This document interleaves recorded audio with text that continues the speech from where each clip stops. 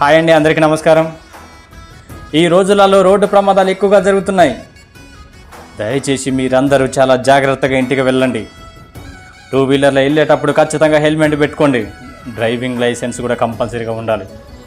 రోడ్ల మీద వెళ్ళేటప్పుడు ఏదో ఖాళీగా ఉంది అని చెప్పేసి ఇష్టం వచ్చినట్టు 60, 70, 80, 100, 120, 150 స్పీడ్లు వెళ్ళకండి. ఎందుకంటే మీరు ఎంత స్పీడ్గా వెళ్తే మీరు చావుకు అంత దగ్గరగా ఉంటారని గుర్తుపెట్టుకోవాలి.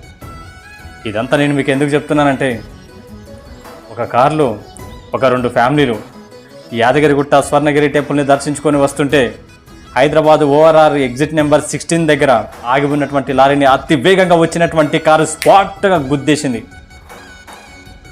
7 మంది ప్రయాణిస్తున్నటువంటి కార్లు 6 మంది ఎక్కడికక్కడే స్పాట్ డెడ్.